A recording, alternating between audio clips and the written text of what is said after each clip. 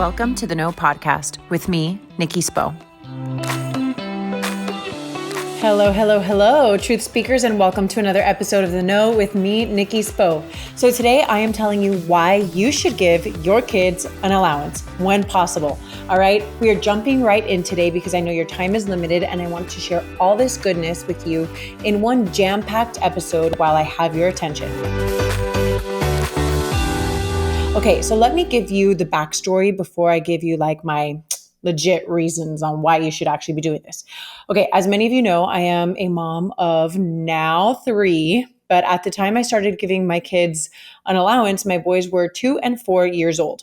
I was pregnant and at my wit's end of patience. My boys were being, normal small children, not wanting to participate in cleaning up their toys, refusing to clear their plates from the table, and generally not wanting to help out with basic family household responsibilities.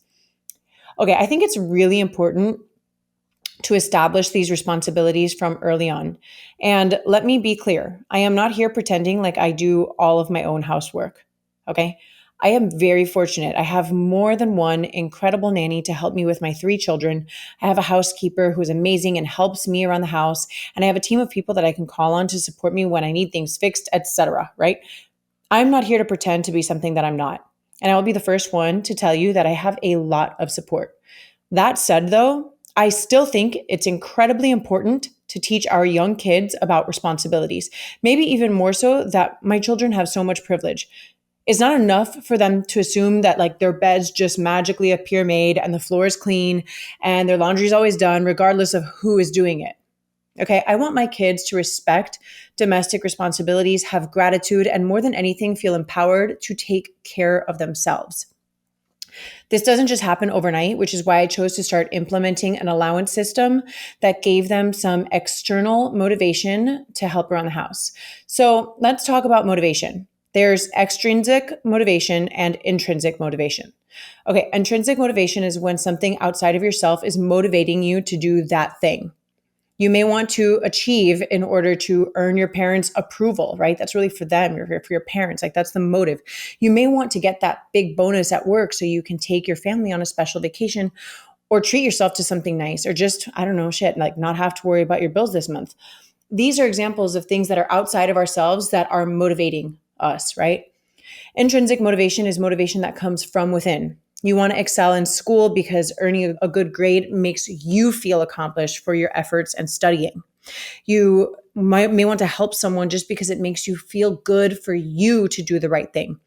You go to the gym less for the approval of others, but because you feel amazing after a great workout. Neither one is wrong. I think we need both extrinsic and intrinsic motivation. I think we all wish we could say that we are intrinsically motivated to do the right thing all the time. But we are humans, and that's simply not realistic. And when it comes to children, I think we need to as parents, we need to teach intrinsic values and motivation, which takes time and maturity, which small children do not always have or demonstrate. So that said, I remember telling a mom group at my son's school that I had started an allowance system at home. And one response that I want to share, because it stood out to me and it's legit, right? One mom responded, well, aren't you teaching your then 3-year-old that they don't have to do chores? Why would you send the message that they will only help out in order to earn money or privileges? Like, shouldn't they just naturally want to do that? I don't know about you, but like my kids have never naturally wanted to do that. I want to address this concept in case it's crossing your mind, because it is valid.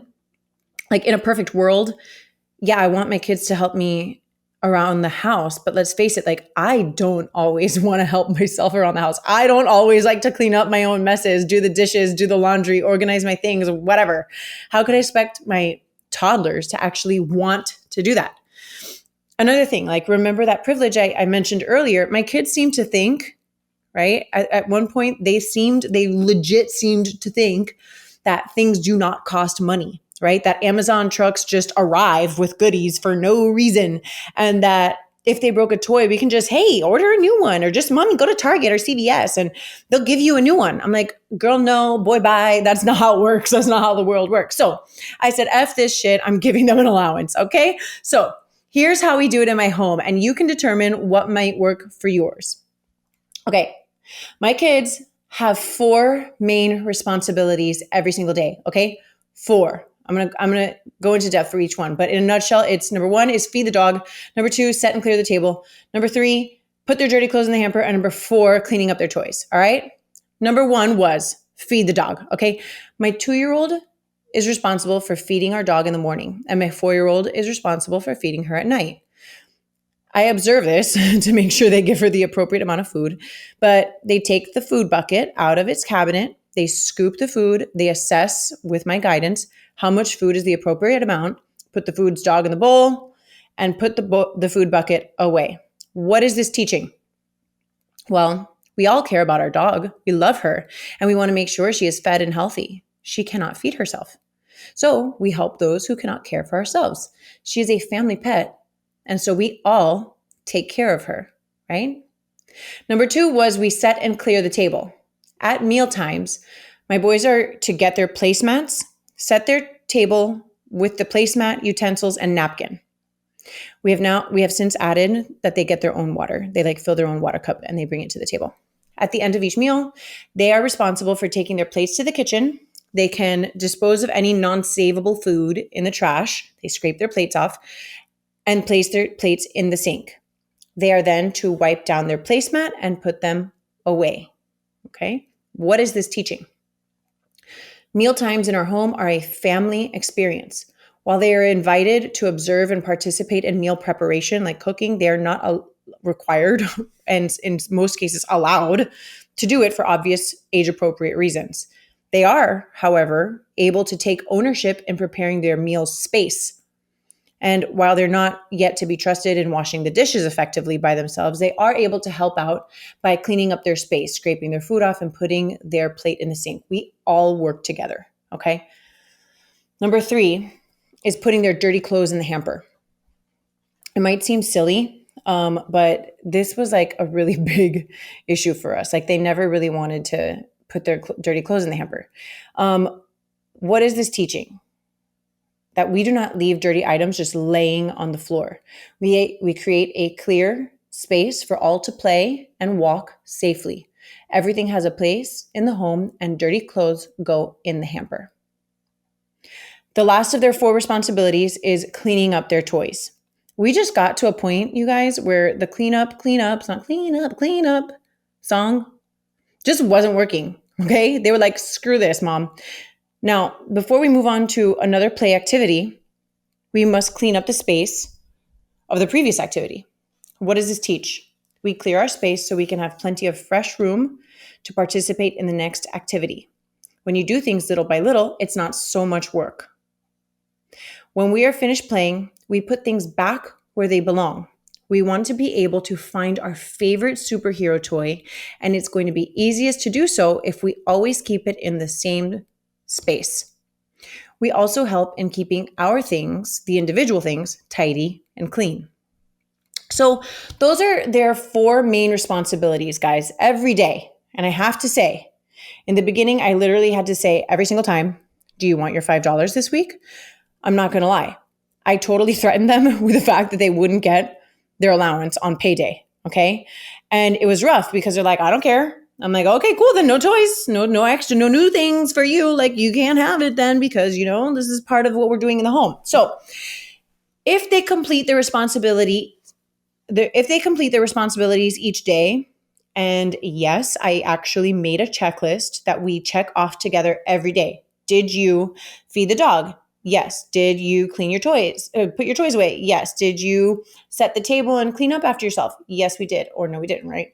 And then did we put our dirty clothes in the hamper? Yes, we did. If we do all those every day, then each Friday, I reward them with $5 to put in their piggy banks. Sometimes I give them a $5 bill. Sometimes I give them 5 singles, and sometimes I mix coins in with the single dollars. What are we teaching here, folks? Number recognition and differentiation and counting. But we have so many lessons that are jam-packed into this practice. And yes, for my family, $5 a week for 2 kids, obviously that's roughly $20 each per month, totaling in $40 a month. Now, you can set a budget that feels best for your family. What now? Mommy, my toy broke. I say, should we go to Target with your allowance and purchase a new one? Mommy, I really want the new kinetic sand kit. Oh my gosh, you know what? Let's go to Target this weekend with your allowance and see if we can find one. Mommy, on the way to the park, can we stop at CVS to pick out a goodie? Sure, let's decide how much money you'd like to bring from your piggy bank. This isn't just in theory, guys. I have tested this out and I am like shocked. That's why I'm doing a podcast episode about it, because I am like amazed with the fact that it worked. Okay. So my kids asked me if we could go to Target to get some new toys. I'm going to give you an example, like a real world that I tested several times at this point, not just once. It's been consistent. My kids asked me if we could go to Target to get some new toys. I said, okay, sure. We will go on Saturday. And before we go, we will count the money in our piggy bank and we will see how much we want to bring. So Saturday arrived and, you guessed it. They reminded me first thing in the morning. They're like, it's Saturday. You said we could go to Target. You said we could go to the store. I'm like, I sure did. That's another thing, parents. We have to be a person of our word. If we say no, the answer is no. If we say we're going to do something, we should also honor that and actually do it. So Saturday arrived, we emptied our piggy banks and we discovered that they each had earned $45 to that point. It had been several weeks. I asked if they wanted to take all of their money or some of their money and save the rest to get another toy at another time. They, on their own, decided that they wanted to take only some money, not all of it. We decided to take $20 each. So I had gotten them cool character wallets, so we put our cash in the wallet and went off to the store. On the way, I explained that they each had their own money and we would not be spending more than what they had. Okay, I'm laying the groundwork. I'm laying the foundation. I'm setting the rules for the experience, which, as you know, I have to back it up. I cannot change my mind once I get there or else the whole thing goes out the window. I explained that they could decide to pool their money together, which would be $40 total in this case, to get a bigger toy, but then they would have to share the toy, okay? I'm giving them options. Once inside the store, as a normal child would, they picked up all the toys, okay? They're like, yeah, there's this. Mommy, can we get this? Mommy, can we get that? Mommy, can we get this? Okay. It was a big electronic Lightyear Zerg toy, which was about $45, which was more than what they had combined, okay? So I said, no, we can't get that toy today. Do you see these numbers? This is a 4 and this is a 5. We did not bring enough money for this toy. To my sheer amazement, my older son said, "Aw," and he put the toy back. I mean, success, right? Okay. Next, we found a smaller Buzz Lightyear toy that was $12. Mommy, is this toy $20? My son asked me. No, sweetheart, it's $12. You can afford to get this toy and maybe a candy bar and have some change left over if you would like. My son said, no, I'd rather have a toy than a candy bar. We put the small $12 Buzz in our basket and kept looking. Next, we found a toy kit, all right, that included 8 Spidey and Friends characters. My kids love Spidey and Friends, okay? But that kit was $22.99, okay, like $23. Mommy, can we get this? All right, guys. I explained, this toy kit is $22.99. It's more than each of you have individually, but there are 8 individual toys within this kit.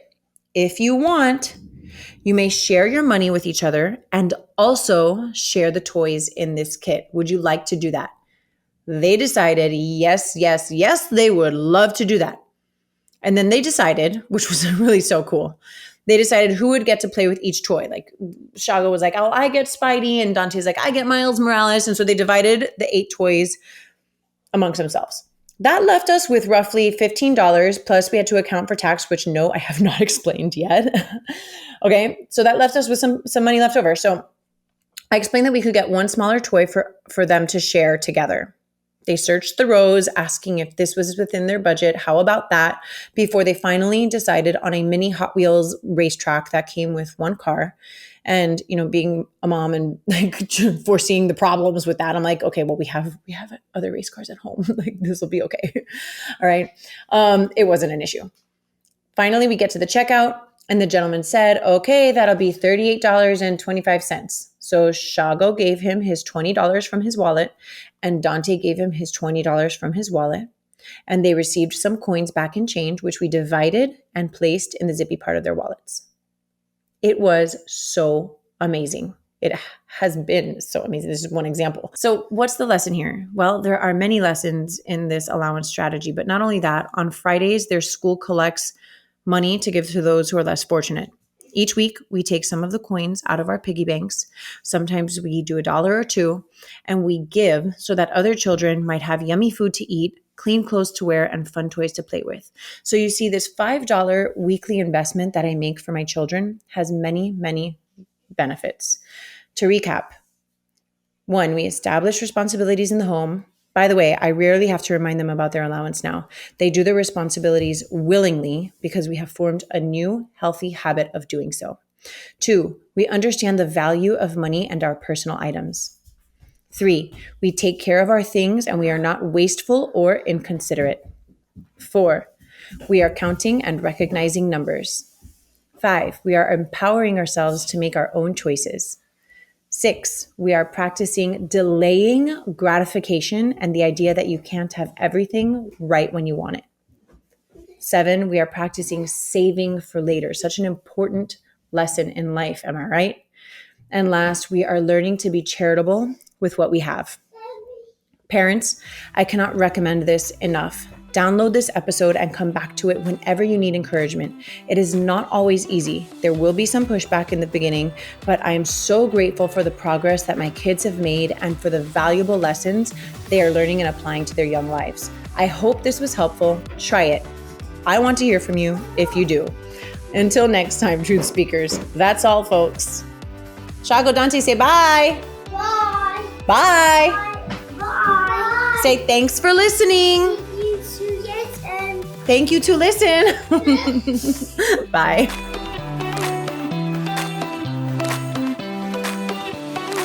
Thank you so much for listening to The Know.